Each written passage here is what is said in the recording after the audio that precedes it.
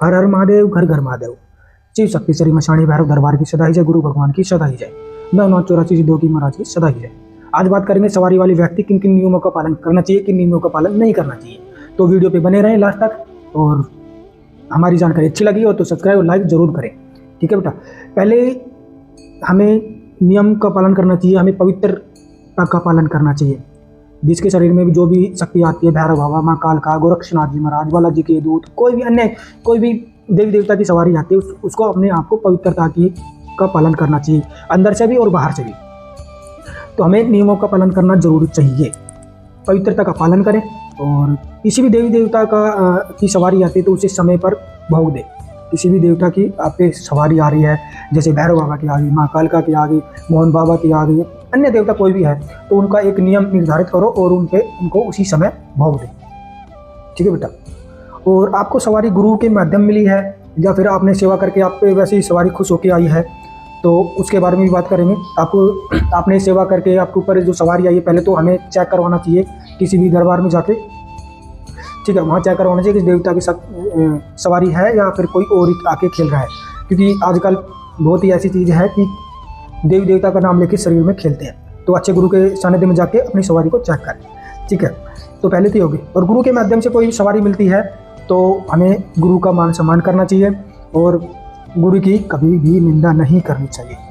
हमें अपने गुरु के माध्यम से कोई भी सवारी मिली है तो हमें अपने गुरु का मान सम्मान करना चाहिए और गुरु की कभी निंदा नहीं करना चाहिए। गुरु पूर्णिमा आती है तो अपने गुरु का मान सम्मान करें, जो भी है आपसे जो भी होता है वो अपना गुरु को जरूर दे।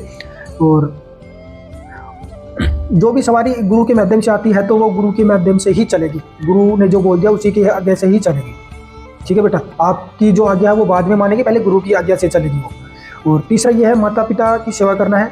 माता पिता की सेवा करो घर में जितने भी हो सके, क्योंकि माता पिता को खुश रखोगे तो वही देव देवता ऑटोमेटिकली खुश हो जाएंगे। माता पिता घर में भूखे और बाहर बेटा भंडारा कर रहा है, ऐसा नहीं होता। ठीक है बेटा, तो माता पिता की सेवा जरूर करनी है, माता पिता की सेवा नहीं छोड़नी है हमें। ठीक है बेटा। तीसरे और नियम के बारे में बात करेंगे। और माता बहन है, उसको अच्छी नज़र से देखना है, गंदी नज़र से नहीं देखना। जिस पे सवारी आती है उसे पवित्रता का ध्यान रखना चाहिए, माता पिता को प्रसन्न रखना चाहिए, है ना, अच्छे वस्त्र पहनना चाहिए, इस चीज़ का परिवर्तन करना चाहिए, यही चाहिए। ठीक है बेटा, माता पिता की सेवा करें तो देवी देवता अच्छे से ही खुश हो जाते हैं, उसको कोई किसी चीज़ की जरूरत नहीं, क्योंकि माता पिता को खुश करेंगे तो भगवान ऑटोमेटिकली खुश हो जाते हैं।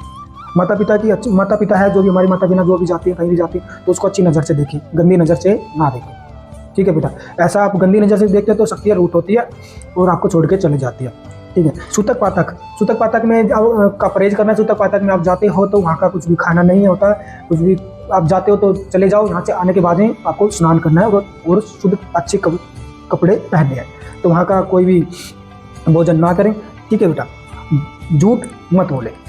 और 8वां नियम यही है कि जो भी भगत पे कोई भी किसी भी प्रकार की सवारी आ रही है वो झूठ ना बोले, क्योंकि झूठ बोलेंगे तो आपकी जो सवारी है वो रुष्ट हो जाती है, एक न एक दिन करके आपको छोड़ के चली जाती है। किसी को गलत ना बोले, किसी को भी आप गलत ना बोले। 9वां नियम यही है कि आप किसी को भी गलत ना बोलें, क्योंकि आपकी जो वाणी है वो सिद्ध हो जाती है।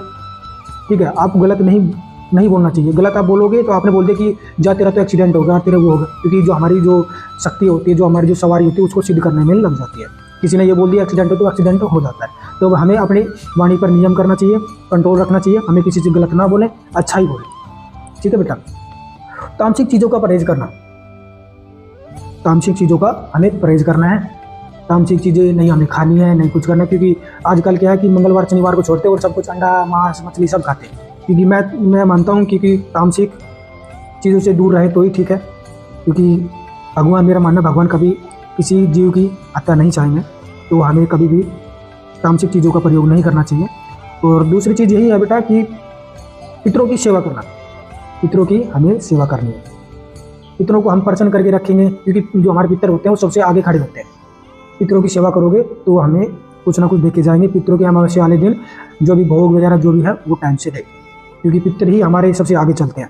फिर हमारे कुलदेवी आगे, कुलदेवता आगे। कुलदेवता जो भी हमारे होते हैं उसको भी हमें सबसे पहले भोग देना चाहिए। जो भी हमारे ऊपर सवारी यदि कुलदेवता की आती तो भी अच्छी है, तो उनका भी भोग देना चाहिए।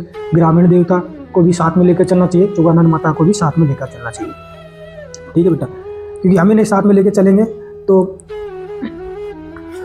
जो हमारी सवारी है अच्छे से चलेगी, आप इन चीज़ों नियम को पालन नहीं करोगे तो आपकी सवारी एक न एक दिन छोड़ के आपको चले जाएगी, क्योंकि वो देखती है कि हमारा भक्त है, वो झूठ बोल रहा है, फलाना कर रहा है, डिगड़ा कर रहा है। जैसे किसी ने कुछ पूछा, उसने झूठ बोल दिया, बाद में अफसोस होता है कि हाँ मैंने उनको झूठ बोल दिया, क्योंकि हमारी जो शक्ति है वो रोस्ट हो जाती है। ठीक है बेटा, तो हमें किसी भी हाल में झूठ नहीं बोलना है, किसी को गलत नज़र से नहीं देखना है, माता बहन को गलत नज़र से नहीं देखना है, अच्छे कर्म करने हैं, गलत संगत में नहीं पड़ना है, तो हमारी सवारी अच्छे से चलेगी और हमारे जो भी रुके काम है सबको खोल देंगे।